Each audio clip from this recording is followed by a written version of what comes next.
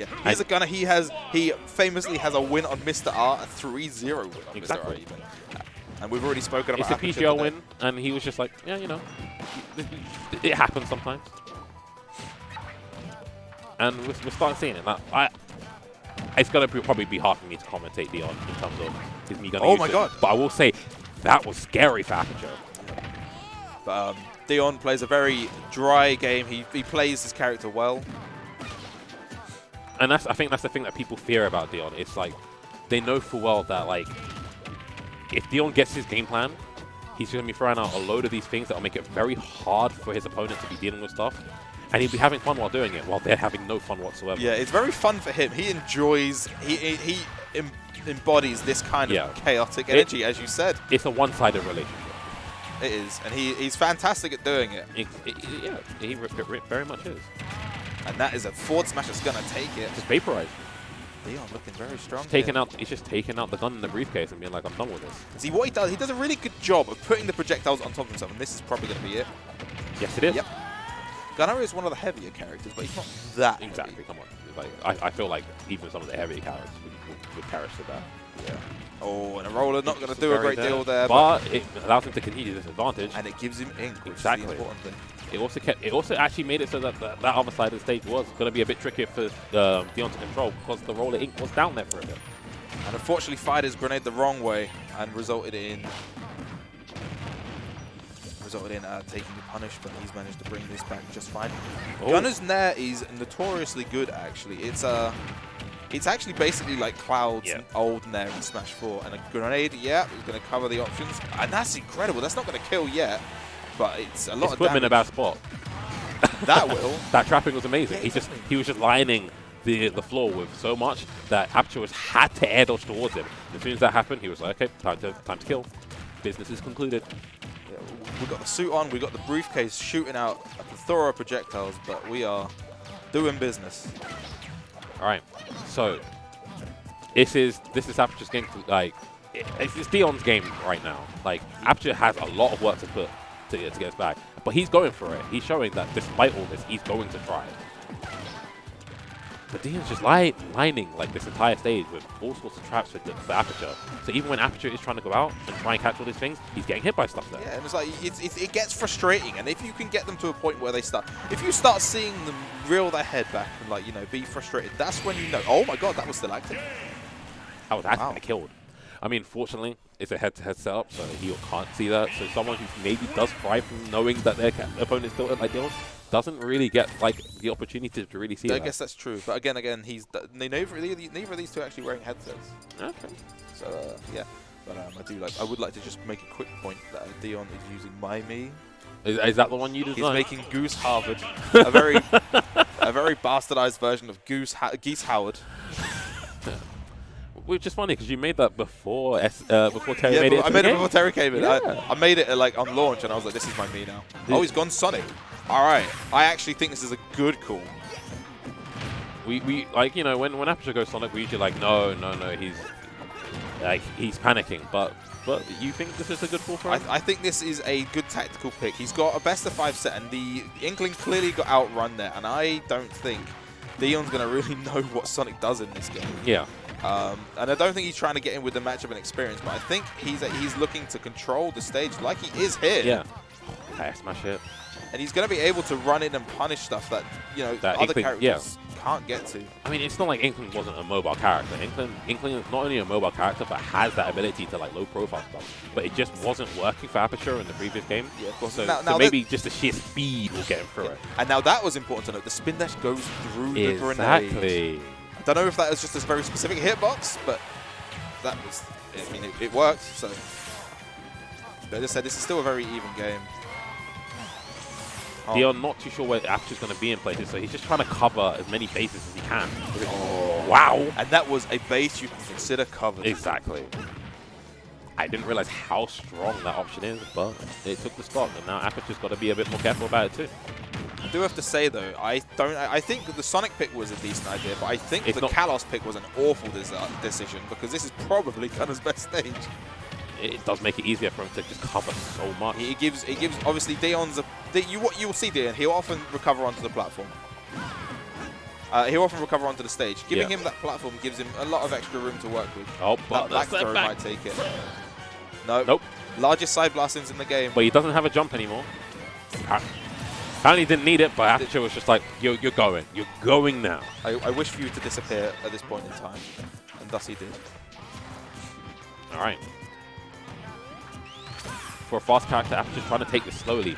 But Deon has just covered so much in the last couple of seconds. Keeps doing it. He's just covering so much stage here. Like, but yeah, the spin Aperture's not really had much time to play on the ground because he's just being hit by projectiles, by the aerials. It's been kind of rough right now. That's unfortunate, and that comes from the up air, unfortunately not working. And that's not how you want to see these things go down. I don't know. I still feel like Aperture's in this, but it's just the sheer, like, Deon's ability to just keep this pressure up is just running amok right now. Is, and you know, he's sort of overwhelming him with the projectiles. And Deon's you know, once he's got him at this point where they're having to come to him, he's much better at that than he is. But you know what? Was so good from Aperture there. He went off stage. He just kept the pressure up. He knew that Deon would need to come back at some point. Did you see that? I did see that. That was clean. Yeah. And look. And so I feel like the momentum's actually shifted in Aperture's favor right now. And after everything we were saying, Aperture's in the lead. Aperture's in the lead, and Deon, and up until this point, was struggling to start doing, to get the set plan that he's been using for this entire set so far. As a result, he's behind, and Aperture is doing so well with keeping this pressure. And now I see why Kalos came out. It makes it much harder for Deon to drop the grenades onto the stage to cover his recovery. But he's made this back. Oh, how did that? I don't know, but that would have killed Aperture. That would have killed, yeah. Like after all the praises have been given Aperture. Oh, is that gonna? No, no, it's not that big. Yeah, after all the praises have been given Aperture, he is behind in the percent, and this is rough. And it did. Yeah, that was, you know, Aperture a lot more competitive that game. A lot more competitive. I actually thought that was his game because he looked so strong for a point. He had so much momentum, but then Deon does what Deon does best, which is to shut that down and then to get the set plan. And once that happened, he just kept it going. It's just kind of crazy how Deon's able to do this. Yeah, and he's one game away from making it through into the top 8. Exactly. Through the LCQ. You know, of course, London not having many regional events and a result didn't have many chances at points. And Deon being a full-time working man with a wife, he's got. Not like he can travel. He can't travel to places often. Exactly. But he's showing that despite not being able to travel, he's still able to compete with all the people that have had this year to do such a thing. And he's playing Me Gunner, which is a character that a lot of people wouldn't have seen within the year.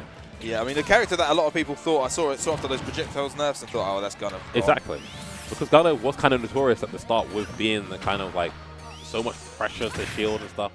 But even with those nerfs, he's just able to just create all these traps for Aperture.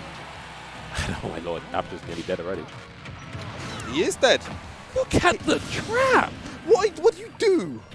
Aperture tried. He tried. I don't even feel like I'd have been able to even put myself in a situation to avoid the first 2 bits of it. But Deon's ready. And I do have to appreciate it. I mean, as much as we all love the fact that there is the Sans gun costume, but I very much appreciate that Deon goes out of his way to use the better meme factors of the memes. Like, I jokingly said to him, oh yeah, it's time to play Sans. He just looks at me like, how dare you? Yeah. So no, he's not playing the character because of like anything like that. He's just playing the character because he knows his character is perfect for it. Yeah. But right now, he's not being able to get away from Sonic suppression, and he may lose the stock if Aperture is able to get what he wants. So it showed that he doesn't actually know how laggy that homing attack is, because I looked at, oh, that's a dash attack. I thought it was a dash attack as well, and it didn't happen. But of course, if you don't know, if homing attack hits the floor, Sonic has to land. He can't jump or air dodge or anything like he can if it hits a shield. And when he says he has to land with a lot of lag. Yeah. Like when he hits a shield or when he hits an opponent, he's able to act very quickly. It's like probably the weakness of homing attack, but it's so hard to see, look at all of that lag. He couldn't do anything about that, and of course Deon you're not in there with the punish, but that is dead because that was an F tilt. He tacked in the extra damage with the F tilt on that grenade to make sure it killed, and he is 2 stocks up here. There we go. He shielded. He's on 188 and he's somehow still living large. He tried to get projectile out there to try and make it a bit harder for Aperture. The up air not working for Aperture. Like this is rough. It's rough. He should have killed him by now, but it's just things aren't going his way. It's been very unfortunate, and this is the unfortunate issue with Sonic as a character. Gonna go, yeah, chases him. He's gonna go for a home attack to maybe translate. No. Deon is playing to frustrate right now. He's not looking to kill. When doesn't he? I mean, that's true, but he's definitely playing to frustrate right now because he's not looking to kill. Again, up air not getting all the hits. Oh he's my still God. living. 226. What is? That was a good option from Aperture, but and you can kind of, unfortunately, you can kind of see it in Aperture's face. Yeah. I mean, when you're at this kind of deficit and when you're seeing your opponent just survive against all the odds, it's really hard to try and like keep composure. And like he's doing his best. Oh, whoa, whoa. Yeah, but that's it. Wow, that was impressive. This is why people didn't want Deon in there. Yeah. Because once that game plan happens, once he's able to get all those projectiles, all those traps, you'll be playing his game.